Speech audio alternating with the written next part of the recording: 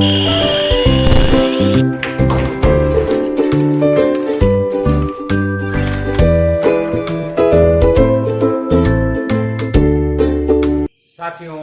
ATN super class Gorakhpur में आप लोगों का स्वागत है। साथियों, 69,000 शिक्षक भर्ती से संबंधित जितने भी मैटर हैं सब पे डिस्कस करेंगे। तो जो लोग चैनल को देख रहे हैं वो अंत तक चैनल को जरूर देखें, तभी आपको निष्कर्ष निकलेगा कि क्या हो रहा है क्या नहीं हो रहा है।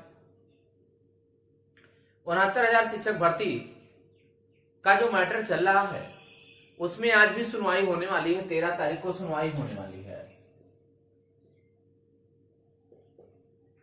इसमें 2 सुनवाई होगी आज।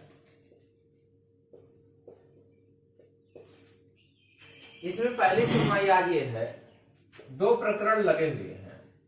पहला प्रकरण भी एक उत्तर कुंजी का मैटर लगा है, उत्तर कुंजी का भी लगा हुआ है, वो सुप्रीम कोर्ट में ही है,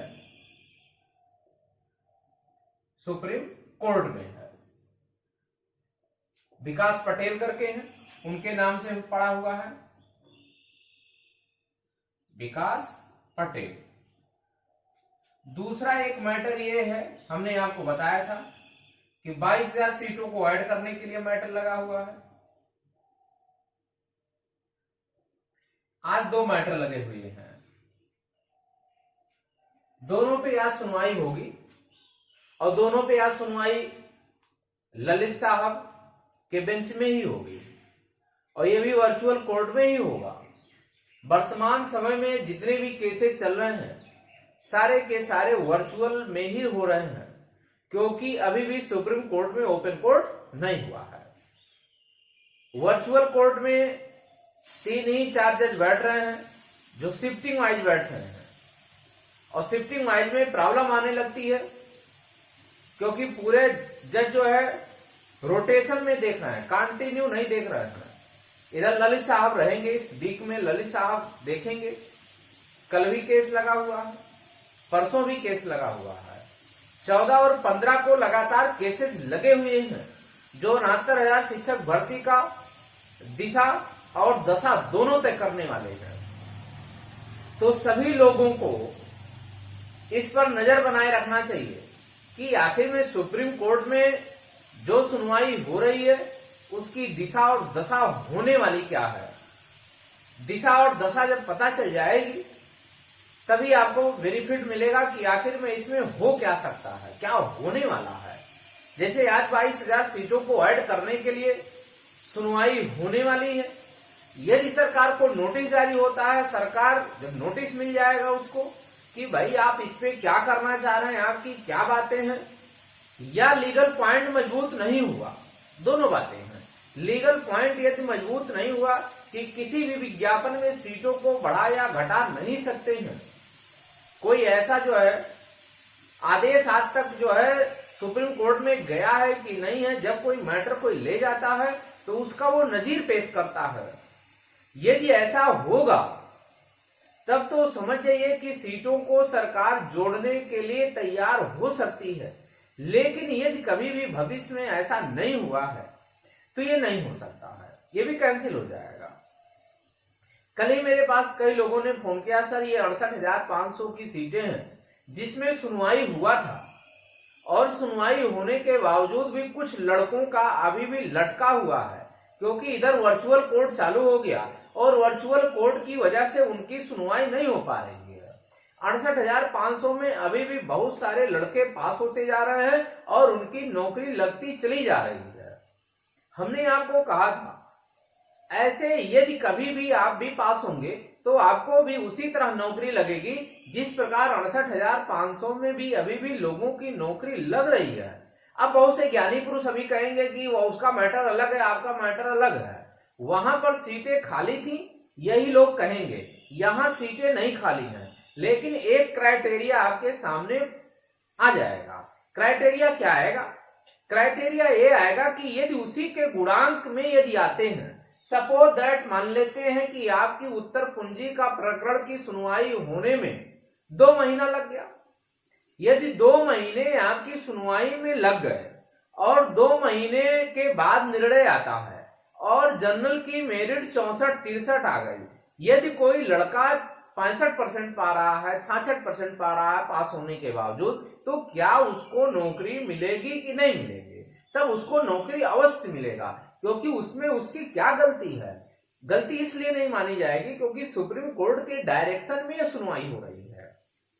ऐसा नहीं है कि यह सुनवाई सुप्रीम कोर्ट के डायरेक्शन में नहीं हो रही है, यह सुनवाई सुप्रीम कोर्ट के डायरेक्शन में हो रही है। सुप्रीम कोर्ट में यह मुद्दा उठाया गया था कि माय लॉर्ड मेरी सीटों को रिजर्व किया जाए, लेकिन जब सुप्रीम कोर्ट के जज महोदय ने पूछा कि भर्ती प्रक्रिया कंटिन्यू है कि नहीं है, रनिंग पीरियड में है कि नहीं है, तब वकीलों ने और सरकार के वकील ने कहा नहीं माय लॉर्ड, ये भर्ती प्रक्रिया अभी भी गतिमान नहीं है। तब उन्होंने कहा जब कोई भर्ती प्रक्रिया गतिमान नहीं होती है तो उसको सीटों को जो है रिजर्व यात्रियों के लिए नहीं किया जा सकता है। ये तभी हो सकता है जब जो है भर्ती क्लोज होने के कगार पे हो या सीटें फुल हो गई हैं, तब यात्रियों को बेनिफिट मिलता है और यही कंडीशन लागू होगा। इसी प्रकार जब हमने कहा आज एक और मैटर लगा हुआ है उत्तर कुंजी का मैटर विकास पटेल का, तो सेम प्रेयर है, सेम मैटर है, तो वो भी डबल बेंच में उनको भी मिल जाएगा कि जब एक सेम मैटर था वो लगा हुआ था तो आप भी वहीं पर जाओ और आप भी डबल बेंच में सुनवाई करो, तो इसका बहुत ज्यादा लेना देना नहीं है, क्योंकि बहुत सारे केसेस जो भाई ऑलरेडी सबमिशन हो चुका था तो वो तो अपना 150 ही करेगा। अगर वो वकील बड़े लेके जाते हैं तो सुनवाई भी हो जाएगी, छोटे वकील लेकर के डिस्पोज करा लेंगे और वापस आ जा सकते हैं सेम मैटर पे, तो उसमें कोई प्रॉब्लम की बात तो है नहीं। ऐसे कल भी लगा हुआ है, कल का दिन भी बहुत अच्छा है। कल में लगा हुआ है जो 37,000 सीटें शिक्षा मित्र साथियों के लिए रिजर्व हुआ है, उस पे सुनवाई है। परसों भी उस पे सुनवाई है। परसों पे 2 मैटर लगे हुए हैं। 2 मैटर ये लगा हुआ है कि बीएड को कुछ लड़के जो है बीटीसी वाले, कुछ लड़के बाहर करने के लिए लेकर के गए हुए हैं। वो ये चाहते हैं कि बीएड के लड़के इसमें सम्मिलित ना हो। अब रही बात मुद्दे की कि क्या इसमें बीएड वैलिड है कि इनवैलिड है, ये मुद्दा सुप्रीम कोर्ट में पहुंच चुका है, तो यह बीटीसी वाले लेकर के ही जा रहे हैं। अब रही बात कि बीएड वाले वैलिड है कि इनवैलिड है। जैसे एक बहुत सारे ऐसे कैंडिडेट थे इसमें जो है उत्तर कुंजी मैटर में भी लड़ रहे हैं और अंदर से बीएड को बाहर कराने के लिए भी लड़ रहे हैं, दोनों तरह लड़ रहे हैं। उत्तर कुंजी का भी मैटर लड़ रहे हैं और बीएड के खिलाफ भी लड़ रहे हैं।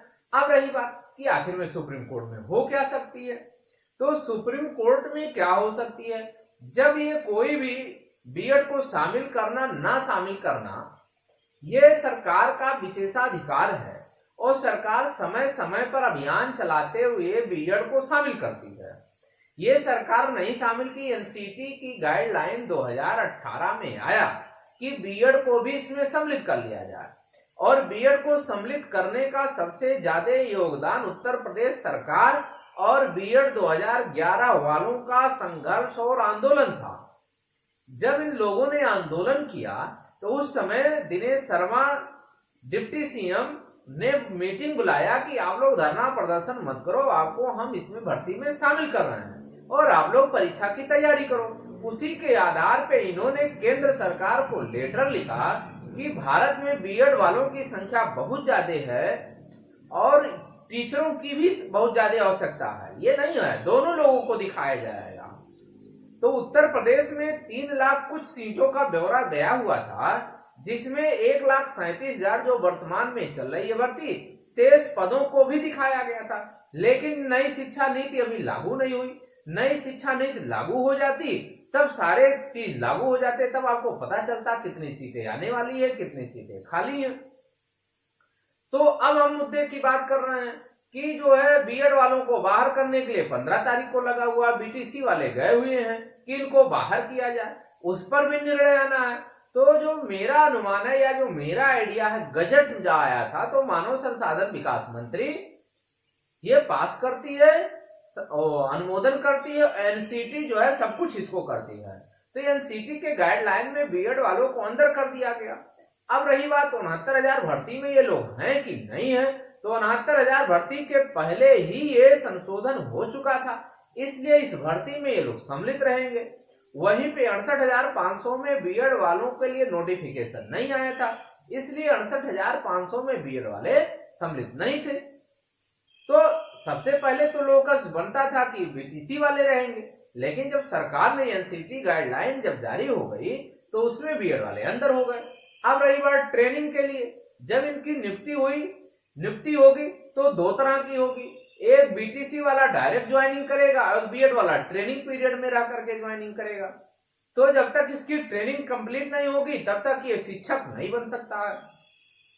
तो उसका गाइडलाइन में लिखा होगा क्या करना है क्या नहीं करना है, उसकी सुनवाई जो है 15 तारीख को है। तो इधर ये सप्ताह जो है लगातार सुनवाई होगी। दूसरी बात यह है, डबल बेंच में इसी सप्ताह में जो है आपको फाइल चली जाएगी, सबमिशन करा दिया जाएगा। सबमिशन कराने के बाद जैसे ही डेट मिलेगा सारा शो होने लगेगा कि डेट कब पड़ रही है, डेट का जो है टाइम क्या है, डेट की सुनवाई कब होगी। यहाँ भी डबल बेंच भी है क्योंकि डबल बेंच में ही सुनवाई होगी। तो इसमें अब लगातार ये सप्ताह, ये वीक लगातार कंटिन्यू 69,000 शिक्षक भर्ती से संबंधित लगातार यह सप्ताह सुनवाई होगी। हर मैटर पे सुनवाई हो रही है। एक नया मुद्दा आया है, एमआरसी का मुद्दा आया हुआ है, ईडब्ल्यूएस का मुद्दा आया हुआ है। तो ये बहुत सारे मुद्दे अभी भी चल रहे हैं, कंटिन्यू चल रहे हैं।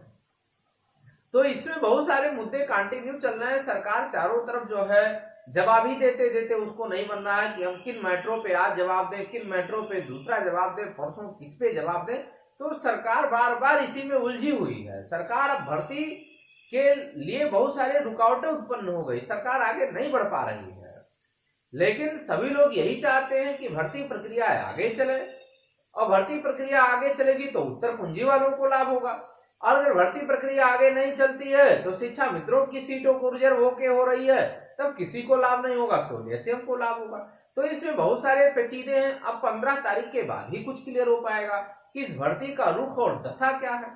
तो सभी साथियों से एक ही अनुरोध है कि चैनल को जरूर सब्सक्राइब कर लें, लाइक करें, शेयर करें। धन्यवाद।